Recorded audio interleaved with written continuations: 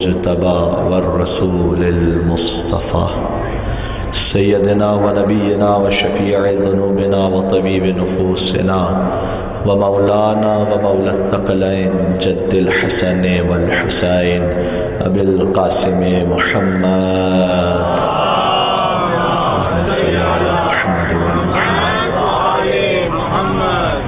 وأهل بيته الطيبين الطاهرين المعصومين المظلومين المنتجبين المنتخبين الميامين سيما بقية الله في الأراضين الذين أذهب الله عنهم الرجس وطهرهم تطهيرا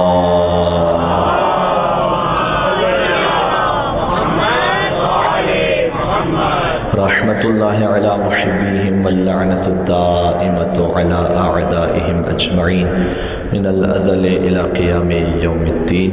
سب مل کے دعا امام زمان عجل اللہ تعالی فرجہ الشریف.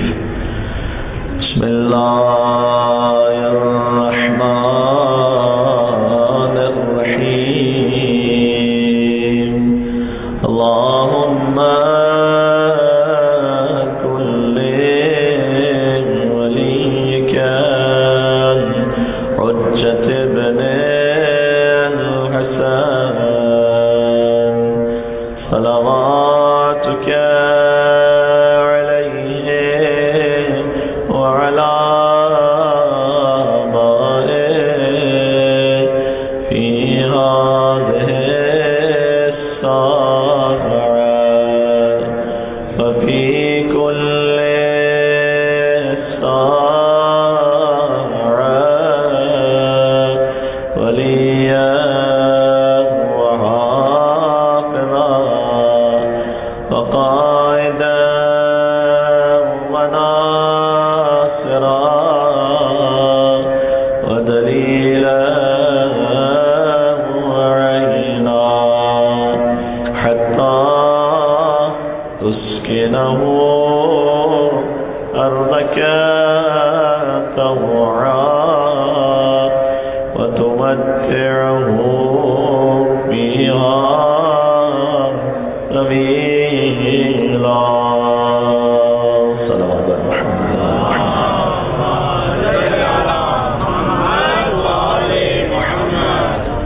أما بعد فقد قال الله الحكيم في كتابه المجيد. بسم الله الرحمن الرحيم. يا أيها الذين آمنوا استجيبوا لله وللرسول إذا دعاكم لما يحييكم. صلوات محمد وآل محمد.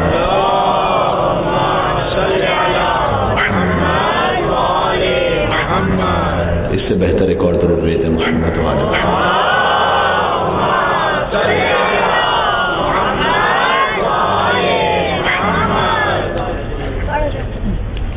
سورہ مبارکہ انفال کی ایک آیت پیش نظر ہے. ولایت اہل بیت علیہ السلام موضوع سخن ہے اور اب تک ہم نے آپ سے عرض کیا ہے کہ قرآن کریم میں دو نہیں بلکہ 3 ولایتوں کا ذکر موجود ہے. 3 ولایتیں ہیں اور 3 اطاعتیں ہیں. اور کل ہم نے آپ سے عرض کیا کہ یہ ولایت کا سلسلہ حضور کے آباء و اجداد سے شروع ہوا ہے. کل کی گفتگو اگر ذہن میں ہے تو ہم نے حضرت عبد المطلب کی ولایت کا ذکر کیا تھا, مولا ابو طالب علیہ السلام کی ولایت کا ذکر کیا تھا.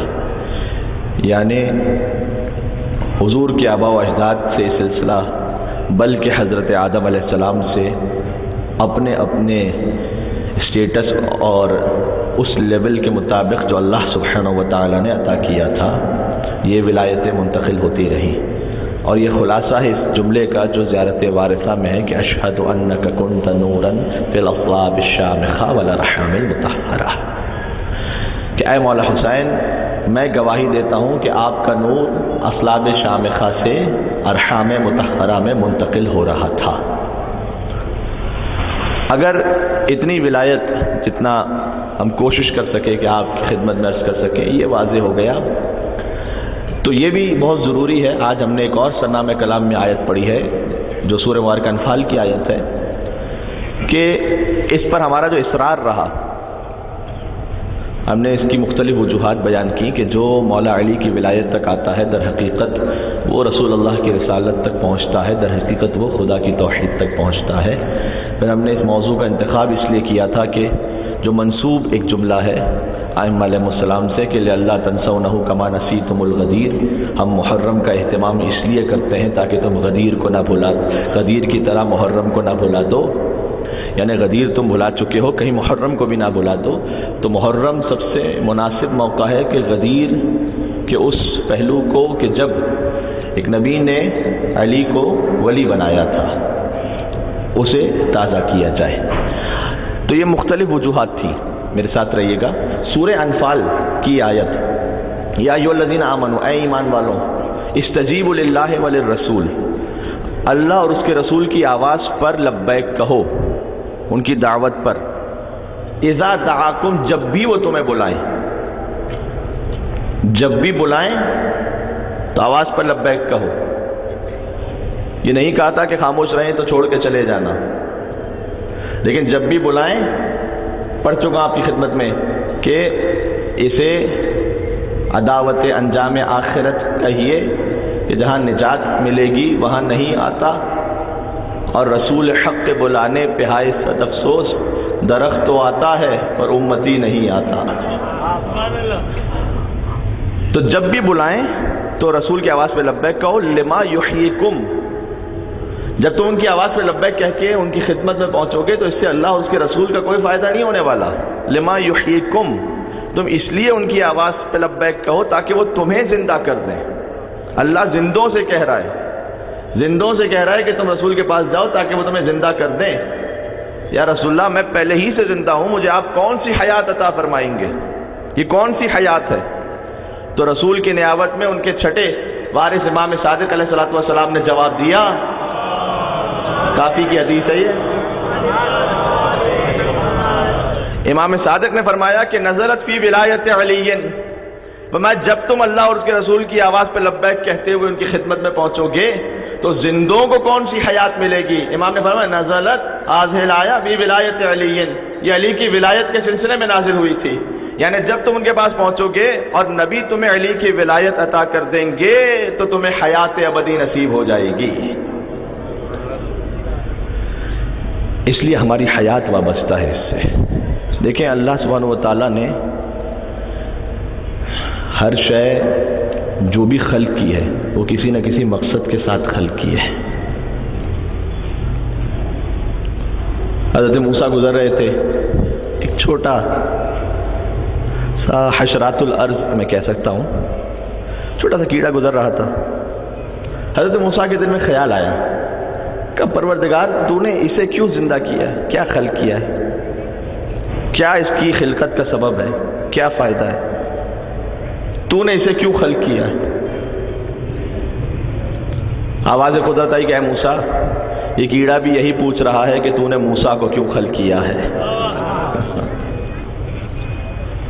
یعنی ہر انسان کی خلقت اللہ سبحانہ و تعالیٰ نے کسی مقصد کے ساتھ کی ہے۔ مشہور جملہ ہے، بہلول جب ہارون الرشید کے پاس تھے اور مکھی بار بار اسے تنگ کر رہی تھی تو اس نے بھی یہ کہا تھا کہ اللہ نے اس مکھی کو کیوں خلق کیا ہے؟ کیا ضرورت ہے اس مکھی کو خلق کرنے کی؟ اگر یہ مکھی نہ ہوتی تو کیا ہو جاتا؟ قرآن کریم میں بھی ہے کہ اگر جنہیں اللہ کے علاوہ تم دوسرے خدا بنا کر بیٹھے ہوئے ہو، لَن يَخْلُقُ الذُّبَابُ شَيْئًا، یہ سب مل بھی جائیں، وَلَوِ اجْتَمَعُوا لَهُ، سب مل بھی جائیں تب بھی مل کر ایک مکھی بھی نہیں بنا سکتے۔ بلکہ آگے فرمایا کہ مکھی بنانا تو دور کی بات، اگر مکھی ان سے کچھ لے لے تو یہ اس سے واپس بھی نہیں لے سکتے۔ اتنا حقیر ہے انسان اللہ سبحانہ و تعالیٰ کی قدرت کے مقابلے میں۔ قدرت خدا کی جہاں بات آ جائے تو ہارون رشید نے بہلول سے کہا کہ اللہ نے اسے کیوں بنایا ہے؟ بار بار بہت تنگ کر رہی تھی اسے، تو بہلول نے جواب دیا کہ اللہ نے اسے اس لیے خلق کیا ہے کہ تجھ جیسے ظالم و جابر کو اس کی اوقات کی یاد دلائی جا سکے۔ صلوات بر محمد و آل محمد۔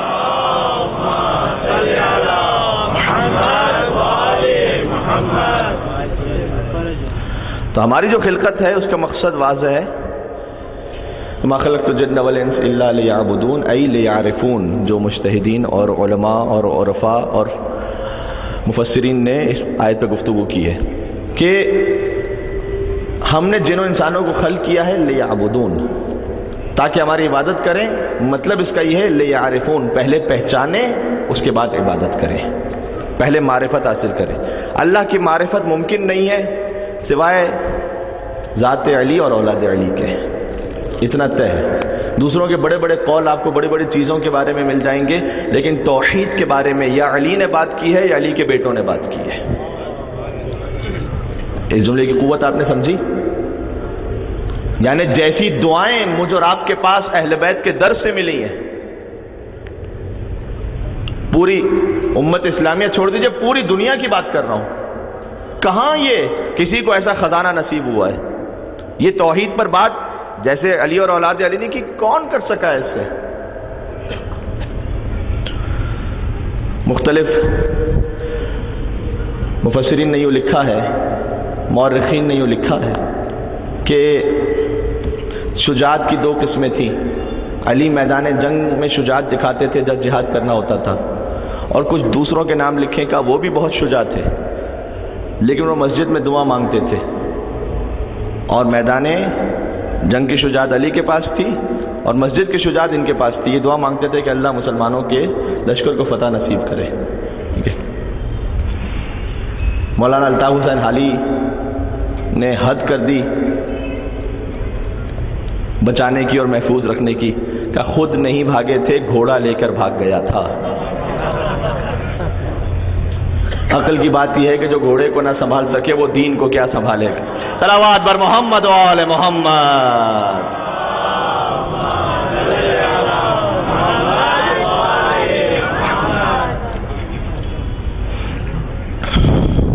اور ہمارے تو میں اس جانا نہیں چاہتا، لیکن جب انہوں نے لکھا کہ جناب دعائیں باقی علی میدان جنگ میں جہاد کرتے تھے، باقی دعا کرتے تھے، تو دونوں کی برابر کی شجاعت تھی. سوال یہ ہے کہ جیسی دعائیں علی کی در سے نصیب ہوئی ہیں ویسے کہیں اور سے عطا ہوئی ہیں؟ سوال ہی پیدا نہیں ہوتا. یہ اتنا بڑا خزانہ. علامہ امینی نے کہا تھا کہ جو در اہل بیت اطہار سے دور ہوئے انہوں نے در حیدر تو چھوڑ دیا، ساتھ میں جہاں بہت ساری برکتیں چھوٹ گئیں، دو بہت اہم برکتیں ان سے ضائع ہو گئیں. ایک اہل بیت اطہار کی وہ زیارتیں جو ان کے ذریعے ہم تک پہنچی تھیں، اور ایک علی اور اولاد علی کی دعائیں جو مذہب اہل بیت تک پہنچی تھیں. یہ دو بہت بڑا خزانہ ہے. تو توحید پر جیسے انہوں نے بات کی ہے ویسے کوئی بات نہیں کر سکتا اور ویسے نہ کوئی سمجھا سکتا ہے. لہذا جسے اللہ تک پہنچنا ہے اسے آنا پڑے گا اہل بیت اطہار کے در تک. آپ غور فرمائیے، یہاں تک اگر آپ میرے ساتھ آ گئے تو اب کل کی بات سے میں متصل ہو جاؤں کہ اللہ سبحانہ و تعالیٰ نے الگ الگ نبی کو الگ الگ مقام اور علم عطا کیا. کل کی گفتگو یاد ہے؟ آدم کو اسماء کا علم دیا، سلیمان کو پرندوں سے بات کرنے کا علم دیا، خضر کو علم لدنی کا مخصوص حصہ دیا. یہ ساری قرآن کی آیتیں جو کل پڑھ چکا ہوں. حضرت یوسف کو علمتنی من تعبیر الاحادیث، خواب کی تعبیر کا علم دیا. حضرت عیسیٰ کے لیے کہا وَإِذْ عَلَّمْتُكَ الْكِتَابَ وَالْحِكْمَةَ وَالتَّوْرَاةَ وَالْإِنْجِيلَ، عیسیٰ کو کتاب، حکمت، تورات، انجیل کا علم دیا.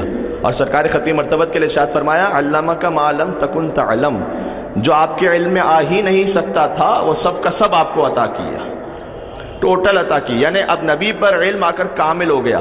دیکھیں بہت ایک اہم جملہ ہے، اسے ایک دوسرے رخ سے آپ کی خدمت میں پیش کرنا چاہتا ہوں. یعنی نبی کا علم سب سے زیادہ، افضل کائنات، لہذا ان کی ولایت بھی سب سے زیادہ، ان کا اختیار بھی سب سے زیادہ. کسی کا بھی علم آپ جو جج کرنا چاہیں تو کسی کا علم کبھی جج ہوتا ہے استاد کے ذریعے اور کبھی جج ہوتا ہے شاگرد کے ذریعے. ایسے ہی ہے یا نہیں؟ آپ کہتے ہیں جناب وہ بہت بڑے عالم ہیں اس لیے کہ ان کے استاد وہ رہ چکے ہیں. کبھی کہتے ہیں جناب فلاں بہت بڑے عالم ہیں، دیکھیں ان کے شاگرد کتنے بڑے ہیں.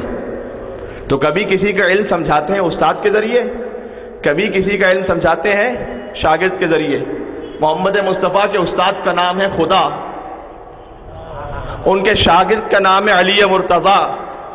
اس کے علم کا کیا مقام ہوگا جس کے استاد کی کتاب قرآن بن جائے اور جس کے شاگرد کی کتاب نہج البلاغہ بن جائے. صلوات بر محمد و آل محمد.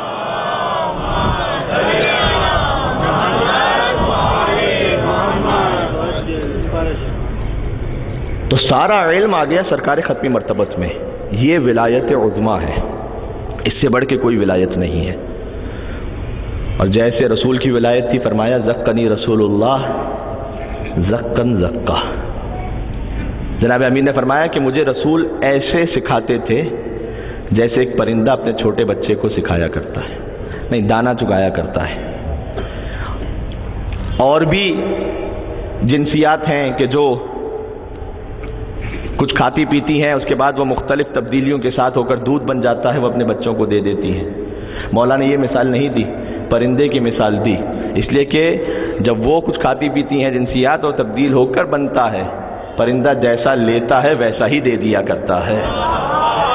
یعنی کہنا چاہتے تھے کہ جیسا اللہ نے محمد مصطفیٰ کو دیا تھا ویسا ہی انہوں نے علی مرتضیٰ کو دے دیا تھا. یعنی جو علم رسالت تھا اور جو رسول اللہ کی ولایت تھی وہ منتقل ہوئی وہاں سے جناب امیر میں. اور ہم نے چونکہ وعدہ کیا تھا کہ جناب امیر کی ولایت منتقل ہوئی مولا حسن مجتبیٰ میں. یہ وہ مظلوم امام ہے کہ جن کا ذکر پنجتن پاک میں شاید سب سے کم کیا جاتا ہے. مولا حسن مجتبیٰ جو حسین کا بھی امام ہو، کاش یہ بات پہنچ سکے. اور ہمارے یہاں یعنی مولا حسین کا جب نام رکھا گیا نا تو گویا حسین کا الگ سے کوئی نام ہی نہیں رکھا گیا، اس لیے کہ حسین کا ترجمہ ہے چھوٹا حسن. اللہ اکبر، صلوات بر محمد و آل محمد.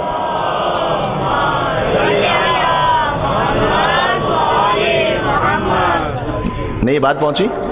قرآن میں للہ الاسماء الحسنى فادعوہ بہا، اللہ کے لیے اسماء حسنہ ہے، اس کے ذریعے اللہ کو پکارو. اسماء حسنہ، حسنہ مؤنث ہے احسن کی، یعنی اللہ کے بہترین نام، جیسے اکبر سے کبرا، جیسے اصغر سے صغرا، ویسے احسن سے حسنہ. تو اللہ کے اسماء حسنہ ہیں. اور کتنے ائمہ کی حدیث ہے کہ نحن واللہ الاسماء الحسنى، ہم ہی وہ اسماء حسنہ ہیں جن کے ذریعے سے اللہ نے حکم دیا ہے کہ اللہ کو پکارو. تو اس ہستی کی شان کیا ہوگی جو ان حسنہ میں بھی حسن ہو. جب مولا حسن مجتبیٰ کا نام رکھا گیا نا، مولا علی تشریف لے گئے تھے شہزادی کونین کے پاس. مولا حسن مجتبیٰ کی آمد ہے 15 رمضان المبارک.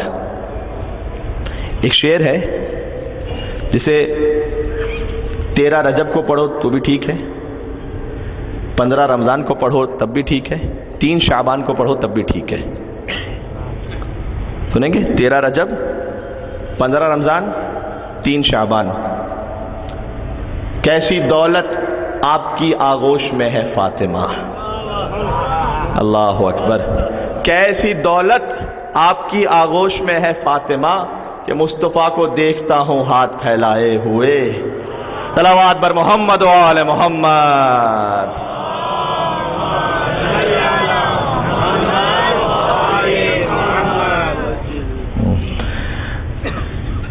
مولا علی کی ولایت کے لیے ایک نعرہ لگائیں، پھر ہم بات آگے شروع کرتے ہیں. اور ماشاءاللہ یا علی، ٹھیک ہے. یہ میں اپنے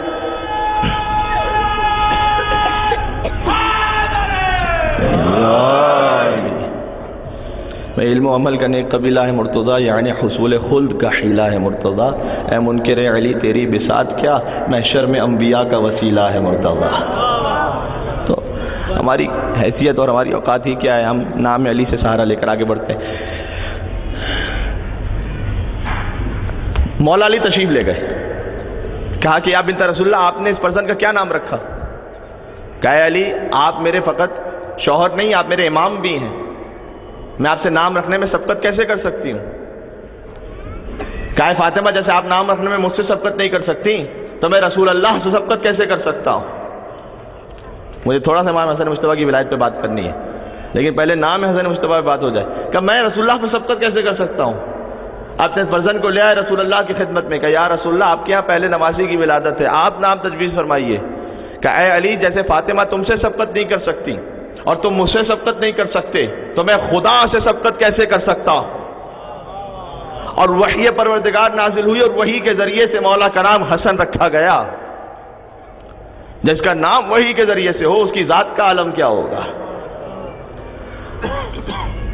جب حسن نام رکھ دیا گیا اور پھر مولا حسین علیہ السلام کی جب آمد ہوئی دوسرے فرزند کی، تو الگ سے نام ہی نہیں رکھا گیا گویا امام کا، کہا گیا یہ چھوٹا حسن ہے۔ اللہ اکبر۔ اس لیے اسے حسین کہو، عربی زبان میں اس میں مصغر ہے۔ یہ اپنے نام کی مثال دے دوں، جیسے کامل سے کمیل، ایسے حسن سے حسین۔ کامل یعنی جو مکمل پورا ہو، کمیل یعنی جو اس سے چھوٹا کامل ہو، جسے اپنے کمال کے لیے کسی اور کی ضرورت ہو۔ حسن اگر حسین کو بڑا کر دیں تو حسن بنتا ہے، حسن کو چھوٹا کر دیں تو حسین بنتا ہے۔ جناب نسیم امروہی نے لہذا کہا تھا کہ حسن بھی حجت حق ہیں، یہ اعتماد رہے۔ لیکن آج حسن مجتبیٰ کے مظلوم لال کا ماتم کرنا، اس لیے ہم نے اس موضوع کا انتخاب کیا ہے تاکہ پہلے بابا کے فضائل ہو جائیں اور ان سے ہم کچھ درس حاصل کر سکیں اور پھر ان کے مظلوم لال کا ماتم کریں گے انشاءاللہ۔ میرے ساتھ رہے گا۔ جناب نسیم امروہی نے کہا کہ حسن بھی حجت حق ہیں، یہ اعتماد رہے، اور حسین چھوٹے حسن ہے، یہ بات یاد رہے۔ صلوات بر محمد و آل محمد۔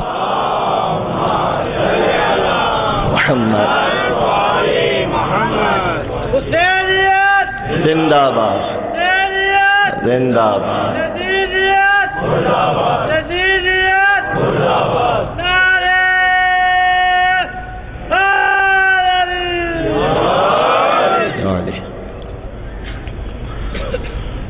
تو جو جملہ ہم نے عرض کیا تھا کہ وہ جو حسین کا بھی امام ہو، اس کی وضاحت یہ ہے کہ حسین کو بڑا کیا جائے تو حسن بنتا ہے۔ اچھا، جتنے فضائل آپ نے سنے ہیں مولا حسن اور امام حسین کے رسول اللہ کی زبانی، یہ ذہن میں تو ہوتا ہے لیکن میں تذکر دے رہا ہوں، یہ فقط 6 اور 7 برس کی عمر تک کے فضائل ہیں۔ غور کیا کبھی آپ نے؟ وفات رسول کب ہوئی ہے؟ جب مولا حسن مجتبیٰ کی عمر مبارک ہے 7 برس، مولا حسین کی عمر 6 برس، یعنی انہی 6 سالوں میں سارے فضائل رسول اللہ نے بیان کیے ہیں۔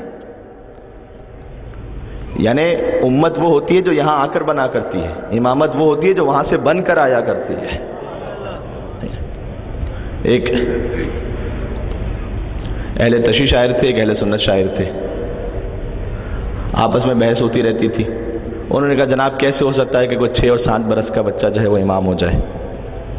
تو انہوں نے آیت پڑھی کہ کیا قرآن میں نہیں ہے حضرت عیسیٰ کے لیے کہ جب گہوارے میں تھے کہ انی عبداللہ آتانی الکتاب وجعلنی نبیہ، عیسیٰ نے کہا میں اللہ کا بندہ ہوں، اس نے مجھے کتاب دی ہے اور مجھے نبی بنایا ہے۔ جب مریم کے فرزند گہوارے میں نبی ہو سکتے ہیں تو فاطمہ زہرا کے فرزند بچپن میں امام کیوں نہیں ہو سکتے؟ تو انہوں نے کہا کہ جناب ہم جو بات کہیں آپ کہیں نہ کہیں سے اہل بیت ہی کی فضیلت جوڑ دیتے ہیں، کبھی علی کا ذکر ہے، کبھی زہرا کا ذکر ہے، کبھی حسنین کا ذکر ہے، کبھی ان سے بھی باہر بھی نکل کے کسی کی بات کیا کیجیے۔ میرے بعد انسان جس کا کھاتا ہے اسی کا گاتا ہے۔ کہ اگر تمہیں اپنے آپ پر اتنا ہی غرور ہے تو میں تمہیں ایک مصرع دیتا ہوں، تم بڑے شاعر ہو نا، اگر اس پہ تم کوئی فضیلت کا مصرع لگا کے بتا دو پنجتن میں سے کسی کی بھی، تو پھر میں تمہیں مانوں گا کہ تم واقعا محب ہو۔ کہ بتاؤ مصرع کہا الٹ کر پلٹ کر پلٹ کر الٹ کر۔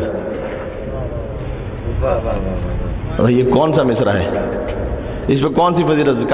اب وہ مولا کا چاہنے والا ہی کیا جسے باب مدینۃ العلم سے علم کی بھیک نہ مل رہی ہو۔ اللہ اکبر۔ کہ تو نے تو وہ مصرع ایسا بتایا ہے مجھے جس پہ خالی مولا کی نہیں میرے پورے 12 اماموں کی فضیلت بن سکتی ہے۔ کہ اس پہ کیا بن سکتی ہے؟ کہا ٹھیک ہے، اس سے مصرع سے اوپر ایک مصرع اس نے لکھ دیا، کہا کہ الٹ کر پلٹ کر پلٹ کر الٹ کر، اس نے مصرع دیا تھا۔ کہ بہت آسان ہے، کہ نبوت کا جلوہ امامت میں دیکھو، نبوت کا جلوہ امامت میں دیکھو، الٹ کر پلٹ کر پلٹ کر الٹ۔ صلوات بر محمد و آل محمد۔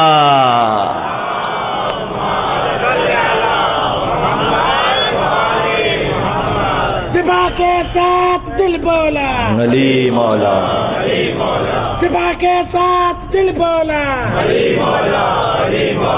نعرے مل کے کہیں گے انشاءاللہ۔ علی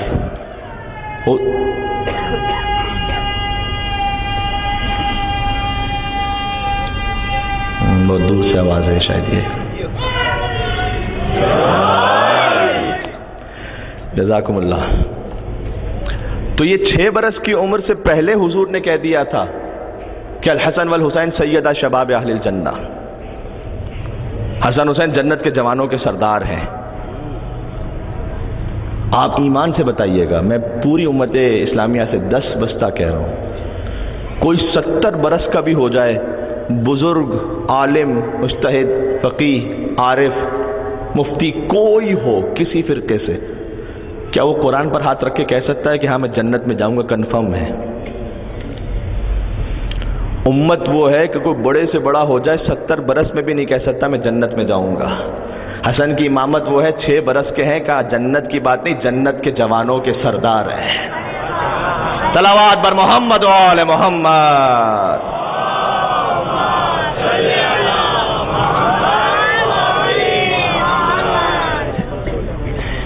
اس لیے ان سے کسی کو قیاس نہ کیا جائے. اور یہی 6 برس کا عالم ہے. مدینہ بہت چھوٹا تھا شہر تھا اور سب ایک دوسرے کو جانتے تھے تقریباً. حضور مسجد نبوی میں تھے، ایک بہت بزرگ ہستی تشریف لائیں. ایسے بزرگ تھے کہ حضور ان کے احترام میں کھڑے ہو گئے.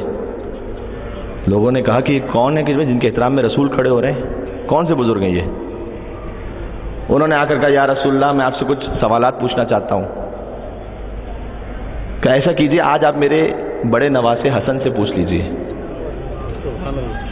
آپ کسی بزرگ عالم کے پاس جائیں، جا کے کہیں کہ میں آپ سے کچھ مسئلہ پوچھنا چاہتا ہوں، ان کی گود میں نواسا ہو، کہ میرے نواسے سے پوچھ لیں. لیکن وہ جو بزرگ تھے وہ معرفت اہل بیت رکھتے تھے. کہ یہاں تو معاملہ یہ ہے کہ اچھا ابھی میں اس جملے کو اور آگے بڑھاؤں گا معرفت اہل بیت میں ہی. تو انہوں نے کہا کہ یا رسول اللہ صلی اللہ علیہ وسلم نے آپ نے حکم دیا ہے، آپ حجت خدا ہیں.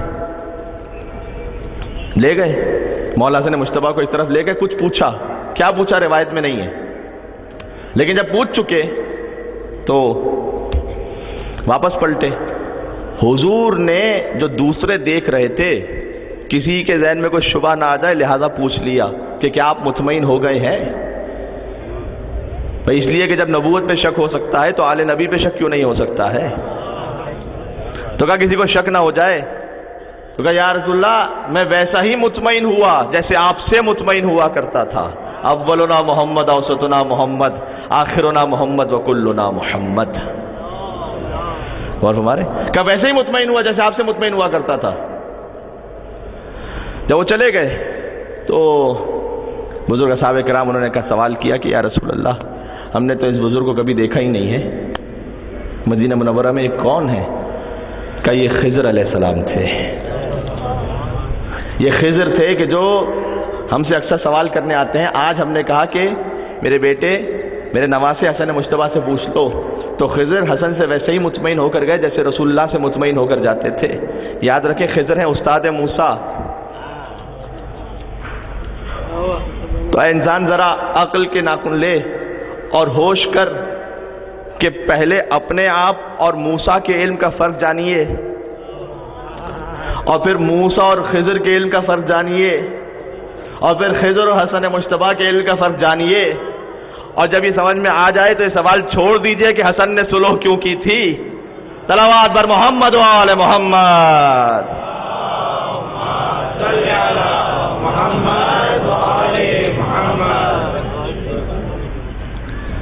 تو وہ حسن مجتبیٰ جو استاد خضر ہیں، اتنا سمجھ میں آ گیا کہ جو نبی کو نہ پہچان سکیں، خضر کو نہیں پہچان سکے تھے نا جو مجمع تھا، تو جو نبی کو نہ پہچان سکے وہ کچھ اور ہوتے ہیں، جو نبی کو پڑھا دیں وہ کچھ اور ہوتے ہیں. اب وہ علم جس کے حسن مجتبیٰ حامل ہیں، اسی انداز کی ولایت ہے ان کی بھی. اور میرے ساتھ رہیے گا، بس مجھے خطبہ پیش کرنا ہے. جب مولا حسن مجتبیٰ دربار شام میں گئے تھے، کئی مکالمات ہیں وہاں پر ان کے، کئی مرتبہ مولا اس طرف گئے. اچھا مولا کو کئی مرتبہ اپنے فضائل وہاں پیش کرنا پڑے، چونکہ یہ اپنے اپنے آباء و اجداد پر فخر کر رہے تھے، کبھی امام پر طنز کر رہے تھے، تو امام حسن مجتبیٰ نے اپنے فضائل بیان کیے تھے. مثلا ایک بار ایسا ہوا کہ امام حسن مجتبیٰ نے اپنے فضائل کو بیان کیا تو سامنے سے دربار والے نے یہ کہا کہ انا خیر من کا، اے حسن جتنے بھی آپ نے فضائل پڑھے ہیں نا میں پھر بھی آپ سے بہتر ہوں. اس نے کہا انا خیر من کا، میں آپ سے بہتر ہوں. اور امام نے جواب دیا تھا کہ معاذ اللہ نقول انا خیر منکا. قسم عجیب ہے، یہ امامت ہی ایسا جواب دے سکتی تھی. اچھا کوئی ہم سے کہے کہ میں آپ سے بہتر ہوں، اور اگر اس سے تکرار ہو رہی ہو تو ہم کہیں گے کیا بات کرتا میں تجھ سے بہتر ہوں، وہ کہے گا میں تجھ سے بہتر ہوں، میں تجھ سے بہتر ہوں. دربار والے نے یہ کہا کہ میں آپ سے بہتر ہوں، امام نے نہیں کہا کہ میں تجھ سے بہتر ہوں، کہ معاذ اللہ نقول انا خیر منکا. میں اللہ سے پناہ چاہتا ہوں اس وقت کی کہ مجھے یہ کہنا پڑے کہ میں تجھ سے بہتر ہوں. اے دشمن حیدر، تیرے پیروں کے پیر پہ لعنت.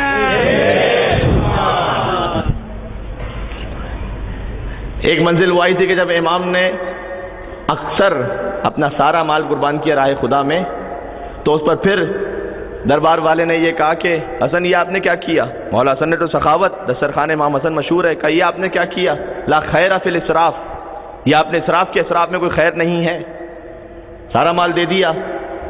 اور امام نے لا خیر فی الاسراف کے جواب ہی میں ایک ہی جملہ کہا، اس نے کہا تھا لا خیر فی الاسراف، امام نے کہا لا اسراف فی الخیر. اس نے کہا خیر لا خیر فی الاسراف، اسراف میں کوئی خیر نہیں ہے. امام نے کہا لا اسراف فی الخیر، خیر میں کوئی اسراف ہی نہیں ہے، جتنا کرتے جاؤ اتنا. صلوات بر محمد و آل محمد.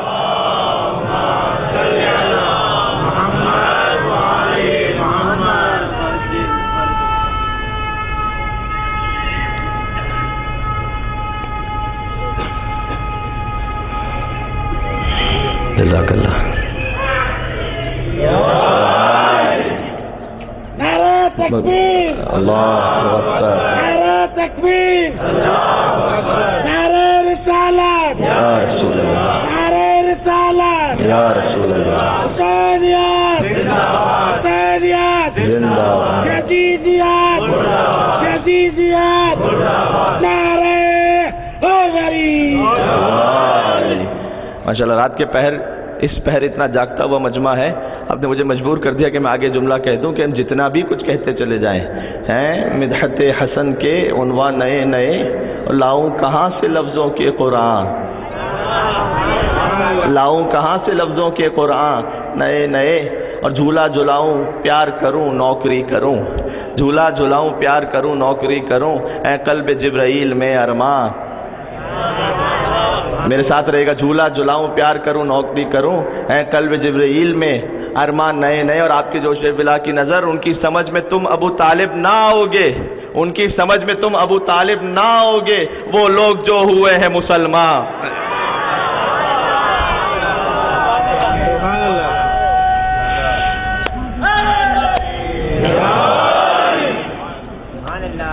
مل کے یہاں سے وہاں تک درود بھیجے محمد و آل محمد پر. آج حسن کی ولایت کر دیتے مولا حسن مصطفیٰ یا علی.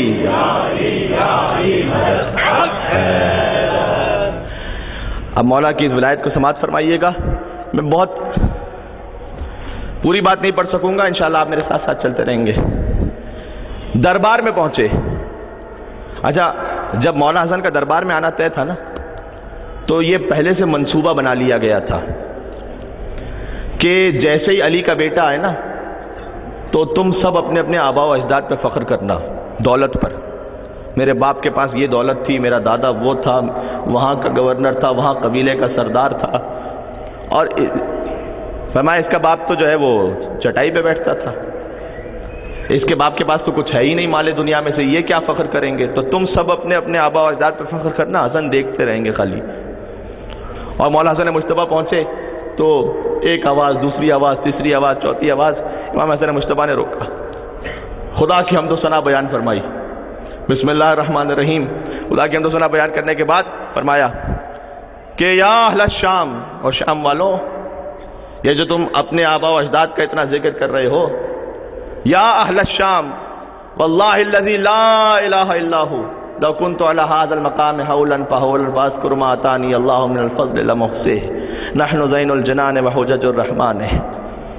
ایفتخر هؤلاء بالآباء والاجداد انا اولاد الامجاد ورضیع السداد واللہ لو شئت لجعلت العراق شاما وشام عراقا والرجل امرأة والامرأة رجلا. فقام رجل من الخزار وقال یا ابن ابی تراب من یقدر علی ذلک، فنظر الامام الیہ شذرا وقال اما تستحین ان تقعدی بین الرجال. ابھی تھوڑا سا یہاں روکتے ہیں آدھا خطبہ. امام نے فرمایا کہ یہ جو تم اپنے اپنے باپ داداؤں پہ فخر کر رہے ہو نا، لو کنت علی ھذا المقام حولا فحولا، اگر میں اس مقام پر کھڑا ہو جاؤں حولا فحولا، سال ہا سال تک یہی رہوں، واذکر ما اتانی اللہ من الفضل، اور ذکر کرنے بیٹھ جاؤں ان فضیلتوں کا جو اللہ نے ہمیں عطا کی ہیں، لم سے ہی سارا سال میں بھی تقریر کرتا رہوں تو یہ فضائل ختم ہونے والے نہیں ہیں. امام حسن مجتبیٰ نے کہا. یعنی کیا مطلب؟ یہ کوئی عام یہ کمیل مہدوی نہیں کہہ رہا کہ سارا سال پڑھتا رہے، نہیں، نہ میرا لہجہ ایسا، نہ میری زبان ایسی، نہ میرے پاس الفاظ، نہ میرے پاس علم. یہ وہ کہہ رہا ہے کہ جس کا باپ لسان اللہ ہے. یہ وہ کہہ رہا ہے کہ جس کے باپ نے یہ کہا تھا کہ اگر چاہوں تو ہاں میم عین سین قاف حروف مقطعات. علی نے کہا تھا کہ ان حروف مقطعات، فقط یہ ہاں میم عین سین قاف، علی اس کے ذریعے سے جو کچھ گزر چکی ہیں جتنی قومیں، ان کے حالات بھی بتلا سکتا ہے. جتنی قومیں قیامت تک آنے والی ہیں ان کے حالات بھی بتلا سکتا ہے. گزری ہوئی قوموں کے شجرے بھی بتلا سکتا ہے. آئندہ آنے والی قوموں کے شجرے بھی بتلا سکتا ہے. سمٹے تو با کے نقطے کا عکاس ہے علی، اور پھیلے تو تاب سرحد والناس ہے علی. لہذا یہ اس کا بیٹا کہہ رہا ہے جو علم کے اس معیار پر ہے کہ اگر میں بھی حولن فحولن سارا سال بلکہ سال ہا سال فضیلتیں اپنی بیان کرتا رہوں نا، لمحوں سے میں خود اپنی فضیلتوں کو شمار نہیں کر سکتا. تم اپنے باپ داداؤں پہ فخر کر رہے ہو. پھر فرمایا 2-3 فضیلتیں ذکر کی. اللہ اکبر. کہ نحن زین الجنان ہے، کہ تمہارا معیار یہ ہے کہ تم جنت پہ پہنچ جاؤ تو بہت ہے. ہم وہ ہیں جنہیں اللہ نے جنت کی زینت بنایا ہے. یہ جملہ پہنچا؟ نحن زین الجنان ہے، ہم جنت کی زینت ہم ہیں. ہم نہ ہو تو جنت بغیر زینت کے ہے. جب جنت کو اللہ نے خلق کیا نا تو جنت نے کہا اللہ سے، یہ حدیث میں جنت نے اللہ سے کہا اسکنت من الضعفاء والفقراء، پروردگار تو نے مجھے خلق تو کر دیا لیکن مجھ میں تو زیادہ تر سارے ضعیف اور فقیر لوگ آئیں گے. جنت کا کلام ہے بھئی. بڑے بڑے لوگ تو تھوڑے تھوڑے آئیں گے، بہت خال کوئی نہ کوئی، لیکن زیادہ تر ضعیف فقیر مسکین لوگ وہ جنت میں جائیں گے. اور کہا جو میری ہمسائی ہے، کیا اس میں سارے بڑے بڑے لوگ، اللہ بڑے بڑے اسٹیٹس والے، بڑے بڑے پروٹوکول والے. ہاں آپ نے مجھے لقمہ ایسا دیا کہ میرے مجلس پڑھنا مشکل ہوگا. یہ بتلا رہے کون سی گاڑیوں میں بیٹھنے والے. صلوات بر محمد و آل محمد.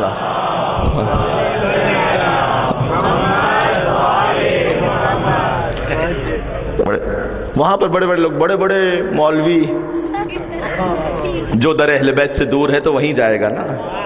صلوات بر محمد و آل محمد.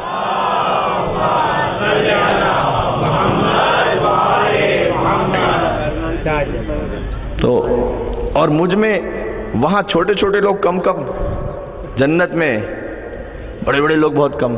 تو جنت نے شکوہ کیا یہ اسکنت من الضعفاء والفقراء، تو نے ضعفاء اور فقراء ہی کو رکھا ہے جنت میں.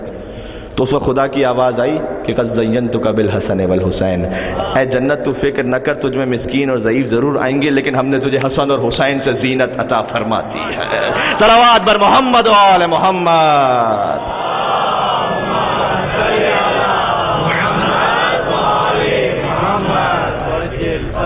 آگے جملہ فماست کما تمیس العروس. تو جیسے جنت نے یہ سنا نا کہ مجھے حسن اور حسین سے زینت عطا فرمائی ہے تو جنت ایسے اترانے لگی جیسے دلہن اپنے حسن پہ ناز کیا کرتی ہے. جنت کی زینت ہے حسن اور حسین. نحن زین الجنان ہے، ہم جنت میں جانے والے نہیں ہیں فقط، ہم جنت کی زینت ہیں. وہ حجج الرحمان ہے، یہ امام حسن کہہ رہے ہیں دربار شام میں. دربار والا کون تھا وہ ذہن میں ہے نا سب کے. تو حجج الرحمان ہے، ہم تو رحمان کی حجتیں ہیں. پھر کہا تفتخرها اولئے یا یفتخرها اولئے بالآباء والاجداد، یہ سارے اپنے باپ داداؤں پر فخر کر رہے ہیں. انا اولاد الامجاد، میں وہ ہوں کہ میرے باپ علی سے لے کر دادا آدم تک سب کے سب مجید تھے. کیا خوبصورت جملہ ہے. وَرَضِيعُ السِّدَادِ، ہم وہ ہیں جو صداقت کا شیر پینے والے ہیں. اللہ کے قربان فساد حسن مجتبیٰ کے. یعنی مولا حسن کیا کہنا چاہتے تھے؟ مفہوماً گویا یوں سمجھا رہے ہیں کہ تو اپنے باپ داداؤں پہ تم فخر کر رہے ہو، میں مجید باپ داداؤں کا بیٹا ہوں، اور میں وہ ہوں جس نے صداقت کا شیر پیا ہے. یعنی میں اپنے باپ علی سے لے کر دادا آدم تک ایک ایک شخص کا کردار بھی اور شجرہ بھی بتاتا ہوں بھرے دربار میں سب کے سامنے. اپنی ماں فاطمہ زہرا سلام اللہ علیہا سے لے کر اپنی دادی حضرت حوا تک، اللہم صلی علی محمد وعلی محمد، سب کا کردار بتاتا ہوں سر عام دربار کے سامنے. تم میں سے اگر کسی میں جرأت ہے میرے کان میں بتا کے بتاؤ. صبح کے ساتھ دل بولا علی مولا، صبح کے ساتھ دل بولا علی مولا، تیرا مولا میرا مولا، تیرا مولا میرا مل کے لگائیں. علی مولا ہے پہلا نہیں چوتھا، ہے پہلا نہیں چوتھا. نعرے حیدری.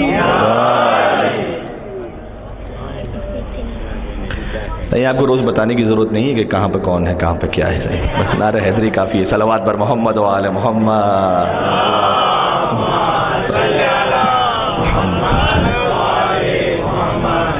اچھا، نحن زین الجنان و حجج الرحمان کا انا اولاد الامجاد ہے. یہ کس کے درمیان کہہ رہے تھے مولا؟ دشمنوں کے درمیان. دوستوں کے درمیان، دشمنوں کے درمیان. دشمنوں کے درمیان خطاب ہو رہا تھا نا کہ میں مجید لوگوں کا بیٹا ہوں. تو کھڑا ہو جاتا کوئی کہہ دیتا کہ حسن آپ کے باپ علی تو مجید ہیں، ابو طالب کا کیا پتا. جو ہمت دربار شام میں کسی کے نہ ہو سکی وہ آج کا مسلمان کیسے کر سکتا ہے؟ کسی میں ہمت نہ ہوئی. اچھا، مجید یہ لفظ ہمارے اردو میں کم استعمال ہوتا ہے، لہذا اور عربی سے اردو کا اس کا بہت متبادل بھی کوئی اچھا نہیں ہے. وہ عربی کی زبان کی جو وسعت ہے اس میں، لیکن اللہ نے کن کن چیزوں کو مجید کہا ہے؟ سورہ قاف میں کہا والقرآن المجید، قرآن مجید ہے. اپنے عرش کے لئے کہا ذو العرش المجید، خدا صاحب عرش مجید ہے. تو ایک اللہ کا عرش مجید، ایک اللہ کی کتاب مجید، اور ایک خاندان زہرا مجید. انا اولاد الامجاد ورضیع السداد. تو یہاں تک ہو گئی بات. امام نے اپنے فضائل پڑھ دیے، اس کے بعد اپنی ولایت کا ذکر کیا. ہم نے عرض کیا تھا شروع میں ولایت کا مطلب اختیار. اپنی ولایت کا ذکر کیا کہ واللہ، خدا کی قسم، لو شئت لجعلت العراق شاما والشام عراقا والرجل امراتا والامراۃ رجلا. اگر چاہوں، خدا کی قسم اگر چاہوں تو عراق کو شام بنا دوں، والشام عراقا، اور شام کو عراق بنا دوں. اچھا، یہ تو بہت بڑا دعویٰ تھا.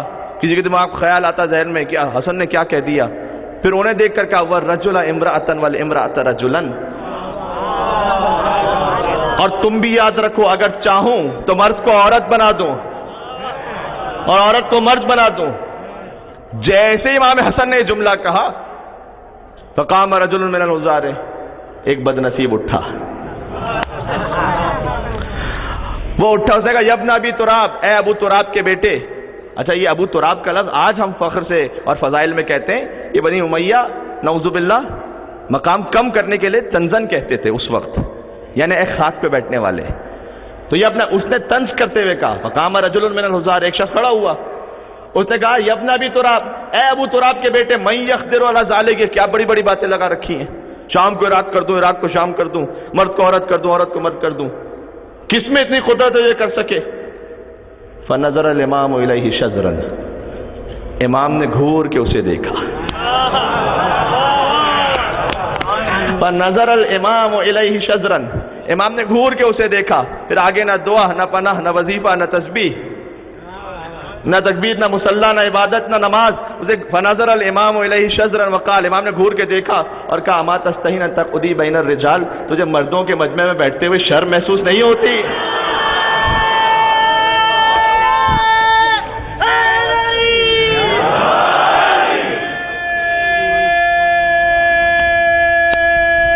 ولایت حسن مجتبیٰ.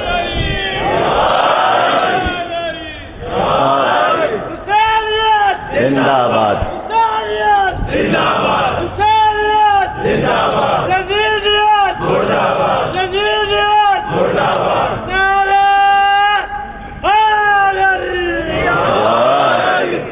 مولا حسن مجتبیٰ کی یہ ولایت تو یہاں سے وہاں تک باواز سے بلند درود بھیجتے محمد و آل محمد صلی اللہ علیہ وسلم.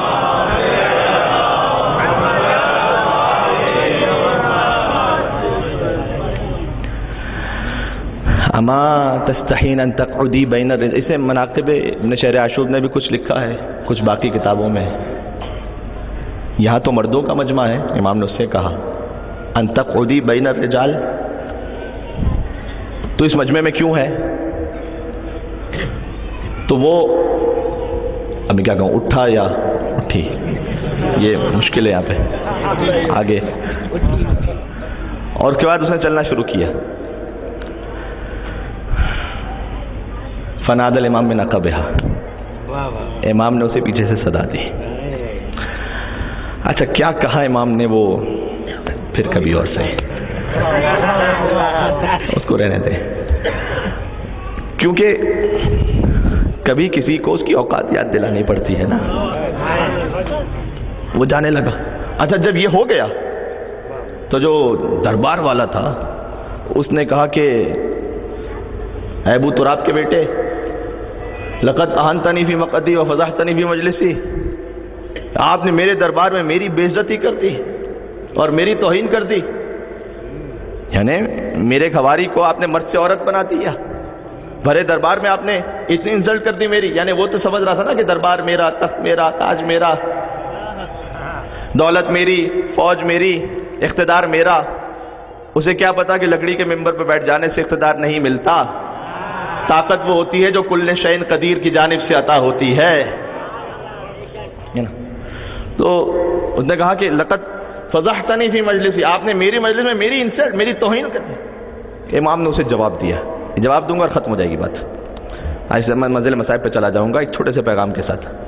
امام نے اس کی جانب دیکھا، اچھا یہ پیغام بھی آپ اچھی طرح سمجھ سکیں، اس کے لیے تھوڑا سا عربی گرامر اس کو سمجھنا ضروری ہے، کیونکہ ترجمے میں پھر وہ لطف نہیں آئے گا. میں عربی کہوں گا، بات ختم کر دوں گا.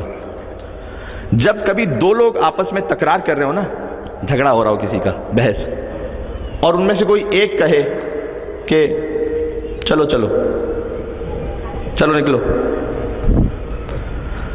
ہو جاتا نا کبھی تکرار کرتے کرتے ہوئے چلو چلو، تو ہم اگر سامنے کوئی مرد ہے تب بھی کہیں گے چلو چلو، اور کوئی عورت ہے کسی عورت کو کہہ رہی تو بھی کہیں گے چلو چلو. یعنی ہمارے دونوں میں ایک ہی لفظ ہے، چلو نکلو. لیکن عربی میں دو مختلف ہیں. عربی میں اگر مرد کو کہنا ہو کہیں گے سر. سر اصل میں سیر کے لفظ سے ہے، سر یعنی یہاں سے نکلو. اور خاتون کو کہنا ہو تو کہیں گے سیری. مرد کو کہیں گے سر، نکلو. خاتون کو کہیں گے سیری، نکلو یہاں سے. امام کا جملہ سنیے گا. امام نے کہا تجھے اپنے تخت تاج پہ غرور ہے، حکومت پہ قبضہ کر کے بیٹھا ہوا ہے. امام نے اس کی جانب دیکھا اور کہا تیرا تخت تاج تو یہ ہے نا، ان العرش سریری. یہ سریری ہے، ابھی سیری نہیں آیا. ان العرش سریری واحمد ضمیری، آسان عربی ہے. وعلی امیری، آگے سننا وہ حسین وزیری، اور آگے سننا وہ جبرائیل فقیری. نہیں پہلے ایک درود بھیجیں یہاں پر، اس کے بعد آگے پڑھتا ہوں میں. اور صلی علی، ابھی تک وہ سیری کا لفظ نہیں آیا نا، اب میں پورا ایک ساتھ پڑھتا ہوں. عربی بہت آسان ہے، ترجمے کی ضرورت نہیں ہے. امام نے کہا تجھے اپنے تخت ان العرش سریری، فقط نہ کہوں سریری یعنی عرش میرا تخت ہے. تیرا تخت یہ دنیا ہے نا. ان العرش سریری، میرا تخت تو عرش پر ہے. ان العرش سریری واحمد ضمیری وعلی امیری وحسین وزیری وجبرائیل فقیری وان شئت اقل لک سیری. اور اے شام والے، کیا تو یہ چاہتا ہے کہ تجھے بھی سیری کہہ دوں؟ صلوات بر محمد و آل محمد.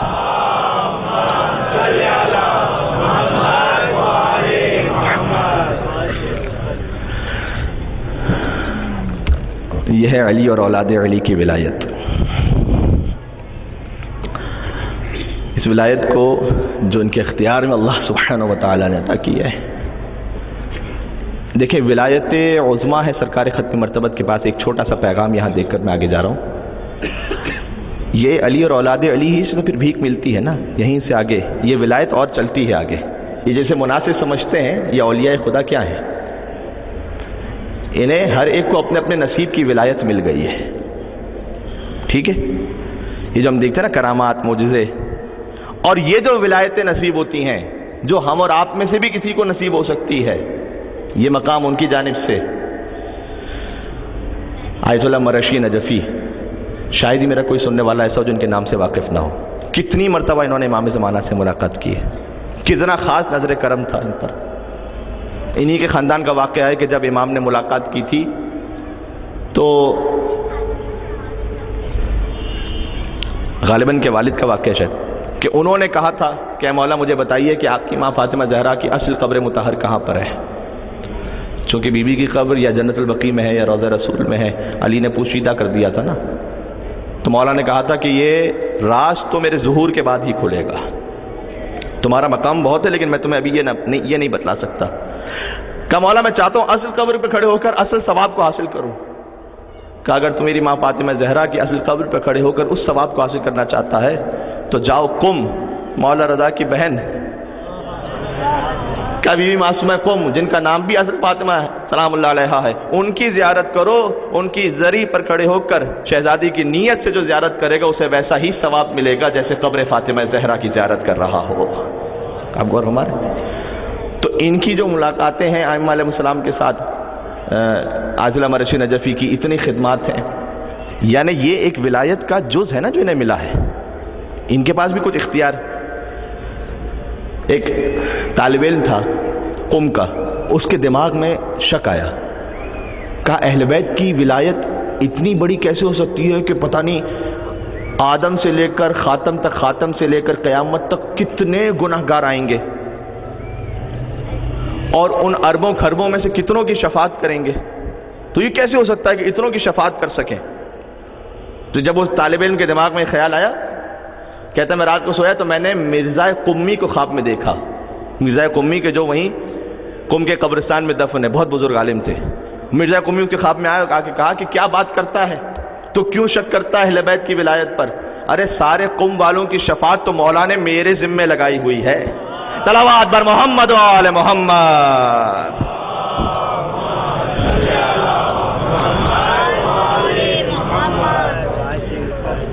تو اب کیا تھا کہ جو حیدر کی ولایت تھی اس کا کچھ جز مل گیا انہیں بھی، انہیں عطا کر دیا.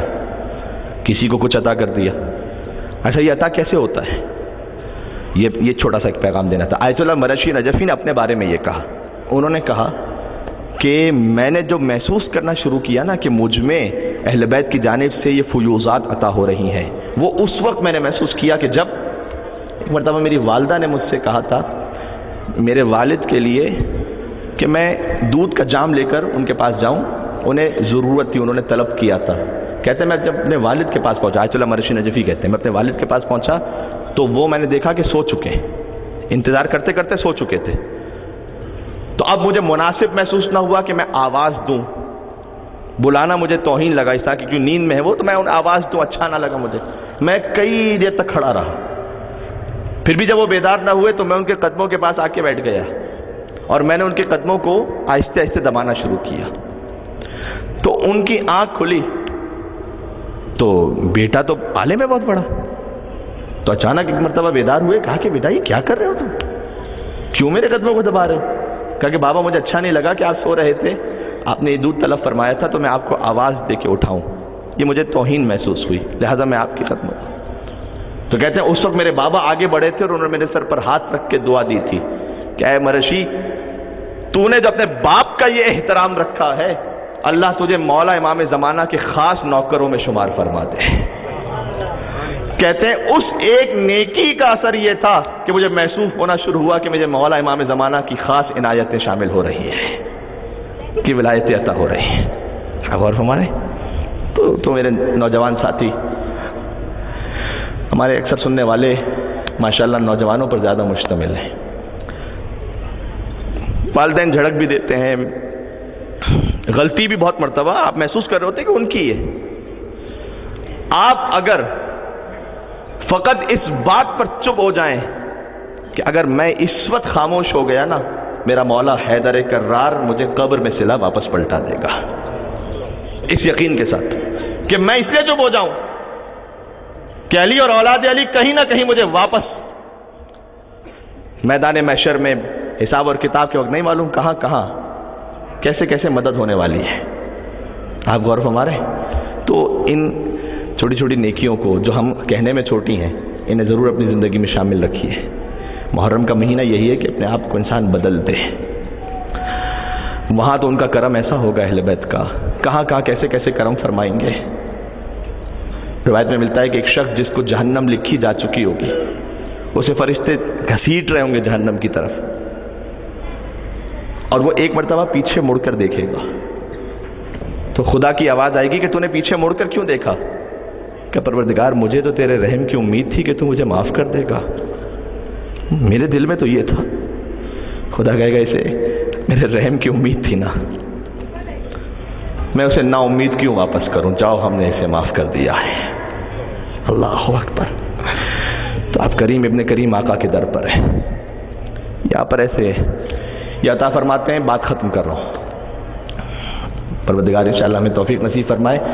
اس لیے آج نوجوانوں کے حوالے سے خاص ذکر کیا کہ آج ایک نوجوان کی یتیمی کا ماتم کرنا ہے ہمیں، جس کے لیے آپ سب جمع ہیں یہاں پر۔ مولا حسن مجتبیٰ نے اپنا وارث رکھا تھا کربلا کے میدان میں۔ حسن کی 2 اولادیں کربلا میں کام آئی ہیں، ایک عبداللہ ابن حسن بھی ہے۔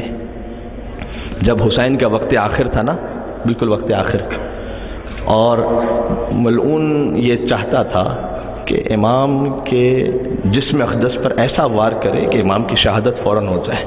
امام زخمی تھے زمین کربلا پر، تو ایک بچہ خیمے سے باہر نکلا، اور جیسے ہی اس شقی کا وار چلنے والا تھا، اس بچے نے اپنے دونوں ہاتھ آگے بڑھا دیے تھے۔ عبداللہ ابن حسن کے دونوں بازو قلم ہوئے تھے، بچے کے دونوں۔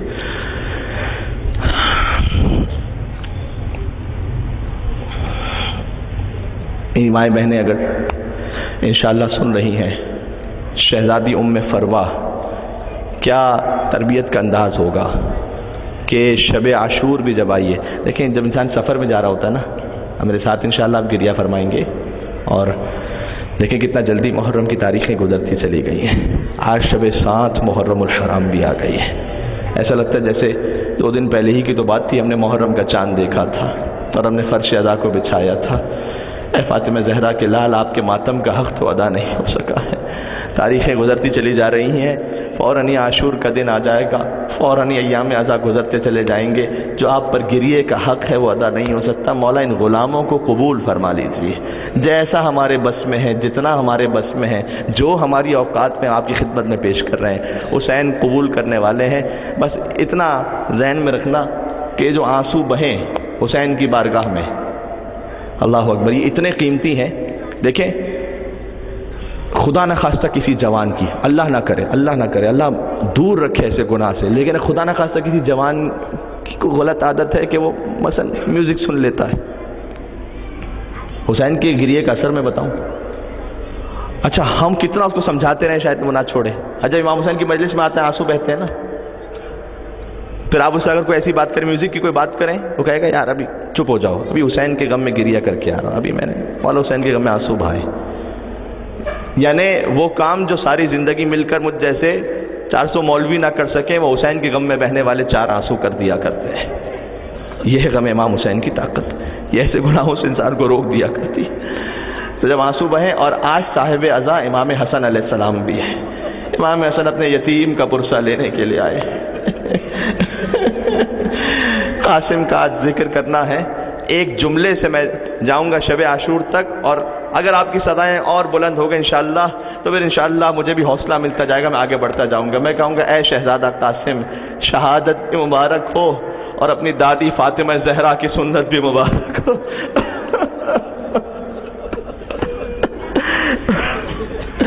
اپنی شہادت آپ نے پائی ہے، لیکن سنت فاطمہ زہرا کے ذریعے سے پائی ہے۔ قاسم کا لاشا بھی پامال ہوا تھا گھوڑوں تلے، زہرا پامال ہوئی تھی دیوار کے درمیان۔ جتنے فاطمہ زہرا کے بچے موجود ہیں یہاں پر، ان کی اولاد یہاں موجود ہے، سید زادوں۔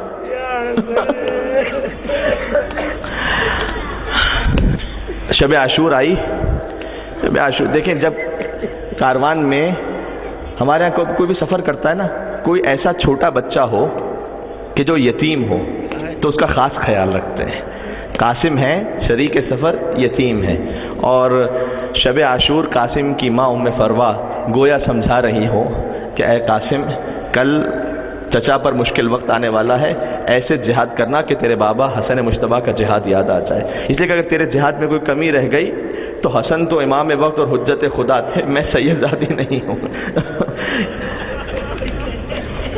اے قاسم، میری عزت کی لاج رکھ لینا۔ شب عاشور اس ہاشمی شیر نے خطبہ سنا اپنے چچا کا، مولا حسین نے خطبہ دیا، چراغوں کو بجھا دیا، کہا کل موت کا وقت ہے، جو جو جانا چاہتا ہے وہ چلا جائے۔ جب کوئی نہ گیا، مسلم نے اوسجا کھڑے ہوئے کہا مولا 70 مرتبہ قربان کیا جاؤ، 70 مرتبہ آپ پہ جان کو فدا کروں گا۔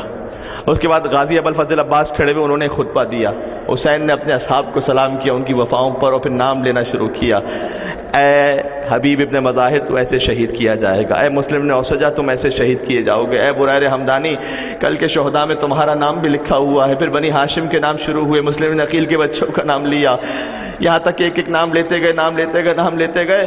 قاسم کا دل مطمئن نہیں ہو رہا، اس لیے کہ مضطرب ہے، اب تک چچا نے میرا نام نہیں لیا، کل کے مرنے والوں میں میرا نام نہیں آیا۔ سنتے گئے، آخر جب مولا حسین نے نام کہہ کے ختم کر دیا نا، کہا کہ چچا کل کے مرنے والوں میں آپ نے میرا نام نہیں لیا، چچا میں آپ پہ جان کیسے قربان کروں گا؟ حسین نے کہا کہ قاسم موت کو کیسا سمجھتے ہو؟ کہا چچا احلی من العسل، موت تو شہد سے بھی زیادہ شیریں ہے، میں تو مرنے کے لیے آمادہ ہوں۔ کہا قاسم کل کے شہداء میں فقط تیرا نہیں، تیرے ننھے بھیا علی اصغر کا نام بھی شامل، کل کے تیرے شہداء میں ننھے بھیا علی اصغر کا نام بھی شامل ہے۔ قاسم نے اپنی شہادت کا سنا، مطمئن ہو گئے، لیکن جیسے ہی سنا نا کہ علی اصغر بھی شہید کیا جائے گا، کہا چچا کیا یہ فوج بے حیا خیموں میں گھس آئے گی؟ نہیں سنا تم نے؟ قاسم کیا جاننا چاہتے تھے؟ کہ یہ فوج خیموں میں گھس آئے گی؟ چچا یہ کیسے ہوگا؟ خیموں میں تو سادات بھی بیبیاں موجود ہیں، یہ فوج خیموں میں کیا؟ اصغر خیموں میں شہید ہوگا؟ قاسم نہیں، میں اصغر کو خود لے جاؤں گا اور مقتل میں اصغر کی شہادت ہوگی۔ میں کہوں گا اے شہزادہ قاسم، آپ کی غیرت پر سلام، و شب عاشور سنا تھا، برداشت نہ ہو سکا، شام غریبہ دیکھتے میرا بیمار امام سید سجاد زینب کی چادر چھینی جا رہی تھی، سکینہ کو تماچے لگ رہے تھے، اکیلا بیمار سید سجاد، لیکن زینب کا جہاد تھا۔ ایک راوی کہتا میں نے دیکھا ایک بی بی کو بار بار خیمے میں جاتی تھی واپس آتی تھی، جلے ہوئے خیموں میں پھر جاتی تھی واپس آتی تھی۔ میرے دل میں خیال آیا اس بی بی کی کون سی قیمتی چیز اندر رہ گئی ہے۔ ایک مرتبہ اس بی بی نے کہا یا علی مدد، خیمے میں گئی، جب باہر آئی تو ہاتھوں پہ ایک بیمار موجود تھا۔ اے قاسم، آپ نے شام غریبہ کا منظر نہ دیکھا جو سید سجاد نے دیکھا۔ جزاک اللہ، خدا آپ کے آرزوؤں کو قبول فرمائے، کوئی غم عطا نہ فرمائے سوائے غم امام حسین کے۔ اور آج جب قاسم کا ماتم کر رہے ہو تو قاسم کی قبر گنج شہیدہ میں کربلا میں ہے نا، کتنی آباد قبر ہے، لاکھوں زائرین کا مجمع ہے۔ اس قاسم کے بابا حسن مجتبیٰ کی قبر جنت البقیع ہے۔ اللہ اکبر۔ صبح کا وقت آیا، قاسم بار بار جاتے ہیں، چچا مجھے مرنے کی اجازت دیں، چچا مجھے مرنے کی اجازت دیں، چچا مجھے مرنے کی اجازت دیں۔ کہا تم میرے بھیا کی نشانی ہو، تم میرے بھائی حسن مجتبیٰ کی نشانی ہو۔ قاسم سر جھکائے آگے، ام فروا نے کہا قاسم اب تک تیرا لاشا نہیں آیا۔ پروردگار، ہر ماں چاہتی ہے کہ اس کا بچہ بچ جائے، یہ کربلا کی کیسی مائیں تھی، ہر ماں کو فکر تھی کہ میرے بچے کا لاشا اب تک کیوں نہیں آیا۔ کہ میں تو بار بار چچا سے اجازت طلب کرتا ہوں، چچا مجھے اجازت نہیں دیتے۔ کہا قاسم تجھے یاد ہے تیرے بابا کا جب آخری وقت تھا نا، تجھے بلا کر کہا تھا کہ اگر کوئی زندگی میں بہت مشکل وقت آ جائے نا تو یہ تعویذ باندھنا۔ تعویذ بچوں کو باندھتے ہیں تاکہ ان کی حفاظت ہو، حسن نے تعویذ باندھا تھا تاکہ میرے بچے کی شہادت ہو۔ کیا تعویذ یاد ہے تجھے؟ تیرے بابا نے کہا تھا اسے کھولنے، اس سے زیادہ مشکل موقع کون سا ہوگا؟ فوراً گئے، تعویذ کو کھولا، مولا حسین کے پاس آئے، کہا کہ بابا کی یہ تحریر ہے، یہ تحریر پڑھ لیجئے گا۔ حسین کے سامنے اپنے امام کی تحریر آ گئی۔ کہا اے قاسم تم تو میرے امام کی تحریر لے آئے۔ ایک مرتبہ چوما، اپنی آنکھوں سے لگایا، نہیں معلوم کیا کچھ یاد آیا ہو، یاد آیا ہوگا بھیا تجھے زہر دیا گیا تھا، تیرے کلیجے کے ٹکڑے ہو گئے تھے، جب تیرا جنازہ گھر سے چلا تھا تو تیروں کی بارش ہوئی تھی۔ آپ نے کتنے جنازے دنیا میں دیکھے ہوں گے، امیر کا جنازہ بھی دیکھا ہوگا، غریب کا جنازہ بھی دیکھا ہوگا، غریب سے غریب کا جنازہ بھی دیکھا ہوگا، کوئی جنازہ ایسا بھی دیکھا ہے جو گھر سے چلا ہو، دفن ہوئے بغیر واپس آ گیا ہو۔ قاسم کے ساتھ ان کے بابا پر بھی روتے جائیں، بابا پر بھی ماتم کرتے جائیں۔ جب حسن کا جنازہ آیا تھا نا تو اس وقت زینب نے کیا کہا تھا، بھیا میں نے تو سفید کفن دیا تھا، یہ سرخ کیسے ہو گیا؟ یہ سرخ کیسے ہو گیا؟ اس وقت شہزادی زینب نے تیر نکالے تھے بھیا حسن کے لاشے سے۔ اے شہزادی، آپ کے ایک بھائی کے لاشے پر تیر تھے، ایک بھائی کا لاشا تیروں پر تھا۔ مدینہ میں تو تیر نکال لیے تھے، کربلا میں تیر نہ نکالے تھے۔ میری شہزادی مجھے اپنے ہاتھ دکھائیں گی، وہ خاتون تیر کو کیسے نکالے، وہ بہن اپنے بھائی کے لاشے سے تیر کو کیسے نکالے، جس کے لیے امام زمانہ فرماتے ہیں میرا سلام میری پھوپھی زینب پر جس کے دونوں ہاتھ گردن سے بندھے ہوئے تھے۔ ماتم کرتے جانا، اب تو رونے کی شبیں ہیں، پھر کون زندہ رہے گا نہیں معلوم، پھر کب عاشور نصیب ہو سکے، پھر زندگی وفا کرے یا نہ کرے۔ اے مولا تیرا شکریہ، تو نے فرش عزا پر ہمیں بلا لیا حسن کا ماتم کرنے کے لیے، قاسم کا ماتم کرنے کے لیے۔ مولا ہمیں قبول فرما لینا۔ اب جو جملہ کہوں گا، حسین نے خط کھولا، تعویذ کھولا، لکھا ہوا تھا کہ یہ حسن مجتبیٰ کی جانب سے ہے، الی اخی حسین ابن علی، اپنے بھائی حسین کی طرف، کہ بھیا جب تجھ پہ مشکل وقت ہوگا نا میں موجود نہ ہوں گا، میری نیابت میں قاسم کو قربان کرنے کی اجازت دے دے۔ کہ میرے امام کا حکم آ گیا۔ حسین نے قاسم کو گھوڑے پہ سوار کیا، گود میں بٹھا کر، یہ ملتا ہے گود میں بٹھا کر سوار کیا۔ قاسم اتنے چھوٹے تھے، کوئی زرہ ان کے جسم پہ نہیں آ رہی تھی، 13 برس کا تو کوئی زرہ نہیں آ رہی تھی۔ قاسم چلے، تعارف کروایا، میں حسن ابن علی کا بیٹا ہوں۔ اچھا جب جنگ کر رہے تھے نا شہزادہ قاسم، امام حسین دیکھ رہے تھے، امام حسین کی نگاہیں قاسم پر ہیں، در خیمہ پر زینب کھڑی ہیں، زینب کی نگاہیں حسین پر ہیں، اور قاسم کی ماں فروا مسلح پر۔ ماتم کرنا، ایک یتیم کی ماں کا ذکر ہو رہا۔ سلام ان شہیدوں کی ماؤں پر جنہوں نے اپنے بچے نام حسین پر قربان کیے ہیں۔ اگر وہ شہیدوں کی مائیں سن رہی ہیں تو وہ سب شہید صدقہ ہے قاسم کی جوانی کا۔ خدا ان شہیدوں کو شہزادہ قاسم کے ساتھ محشور فرمائے۔ یہاں حسین کے چہرے کا رنگ بدل گیا، زینب نے دیکھا حسین کے چہرے کا رنگ بدل گیا۔ حسین واپس پلٹے، آ کر کہا زینب ذرا قاسم کی ماں سے یہ کہنا کہ عرب کا بہت نامی گرامی پہلوان قاسم کے سامنے آ گیا۔ ازرق شامی اس کا نام تھا، قاسم نے اس کے 7 بیٹے واصل جہنم کر دیے تھے اور وہ بفرا ہوا آیا تھا۔ جب وہ آیا نا تو حسین پلٹے اور کہا کہ قاسم کی ماں سے کہنا کہ بہت بڑا پہلوان ہے وہ، قاسم کے 13 برس کے قاسم کے مقابلے پر آیا ہے۔ اور حسین نے عجیب جملہ کہا ہے، کلیجہ پھٹ جاتا ہے کہ ویسے تو میں فکر نہ کرتا، لیکن وہ جو آیا ہے وہ کھانا کھا کر آیا ہے، وہ جو آیا ہے وہ پانی پی کر آیا ہے۔ میرا قاسم 3 دن کا بھوکا پیاسا ہے. قاسم کی ماں سے کہنا، ماں کی دعا بچے کے حق میں قبول ہوتی ہے، وہ دعا کرے اللہ قاسم کو فتح نصیب کرے. قاسم کی ماں نے بیویوں کو جمع کیا کہ اے یعقوب کی طرف یوسف کو واپس پلٹانے والے تو میرے بچے کو زندگی عطا کر. اس کے مقابلے میں پتہ قاسم نے پہلے ہی حملے میں واصل جہنم کیا، اور جب ازرق شامی واصل جہنم ہو گیا نا تو اب قاسم جو ہے وہ جنگ کر رہے تھے تو فوج اب بھرنے لگی. اتنے میں ایک لعین ہے وہ کہتا ہے کہ میں نے قاسم کے سر کا دور سے نشانہ لیا، اور وہ یہ کہتا جاتا تھا کہ میں اس کی ماں کے دل پر اس کا داغ بٹھاؤں گا. وہ آگے بڑھتا تھا، دیکھتا جاتا تھا، پوچھ سے اس نے قاسم کے سر پہ حملہ کیا. قاسم زمین کربلا پہ گرے. اللہ اکبر. اس ایک جملے کے لیے یہاں آئے ہو نا. جب قاسم زمین پر گرے نا، یہ لعین چاہتا تھا کہ فوراً قاسم کا سر تن سے جدا کر دے، اور حسین نے دیکھا کہ قاسم کا سر تن سے جدا ہو رہا ہے. ایک طرف سے عباس بڑھے، ایک طرف سے حسین بڑھے. فوجیں اس کو بچانے کے لیے پہنچی. دائیں طرف کی فوجیں بائیں طرف ہوئی، بائیں طرف کی فوجیں دائیں طرف ہوئی. درمیان میں 13 برس کے قاسم کا لاشا پامال ہوتا چلا گیا. قاسم کی صدا آئی، چچا درگری، چچا چچا درگری، چچا چچا میری مدد کو پہنچو، قاسم پامال ہو رہا ہے، ٹکڑے ٹکڑے ہو رہا ہے. حسین قاسم کے پاس پہنچے، دیکھا پسلیاں کہیں چلی گئی تھی، انگلیاں کہیں چلی گئی تھی، لاش ٹکڑے ٹکڑے تھی. کفلا ہم نے کہا بیٹا قاسم تیرے چچا کے لیے بہت سخت ہے کہ تو اسے مدد کے لیے بلاتا رہے اور حسین تیری مدد کو نہ پہنچ سکے. جزاکم اللہ. ابھی مجھے کچھ پڑھنا ہے، رونے کی راتیں ہیں، کچھ پڑھنا ہے. حسین نے قاسم کا لاشا ٹکڑے ہو گیا تھا. دیکھیں حسین کی ایک مصیبت ایسی ہے، لاشے کا پامال ہونا.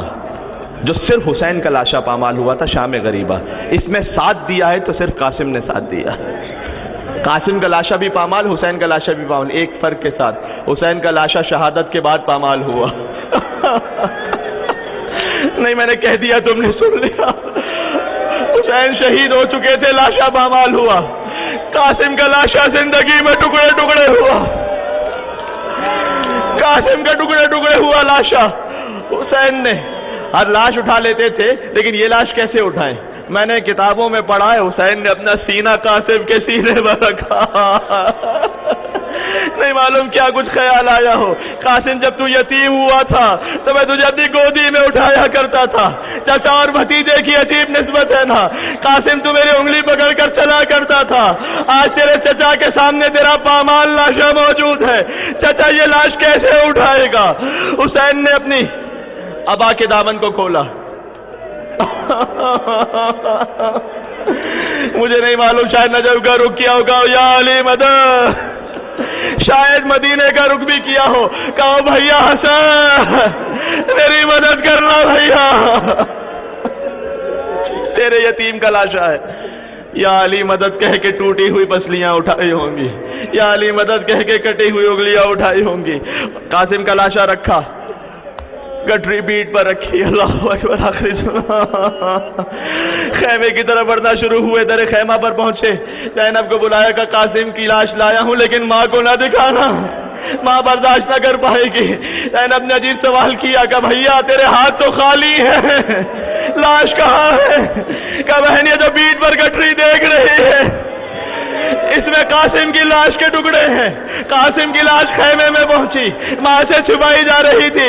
اور میں فرمانے کا شہزادی مجھے ایک بار دکھا تو دے، میرا دل مطمئن ہو جائے میرا قاسم کیسے شہید ہوا.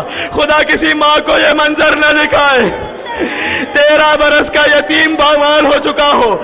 ماں نے منظر دیکھا، اپنے ہاتھوں کو قاسم کے ٹکڑوں پر رکھا، پیشانی کو زمین کربلا پر رکھا.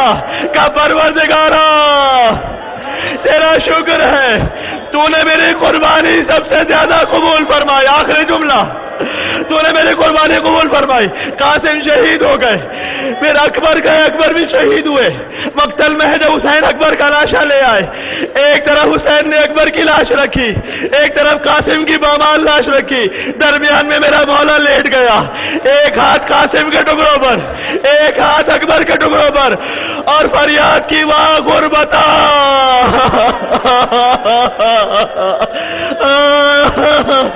پروردگارا آج تیرا حسین غریب ہو گیا، حسین پر غربت آ رہی ہے، نہ میرا عباس بچا، نہ میرا اکبر بچا، نہ میرا قاسم بچا۔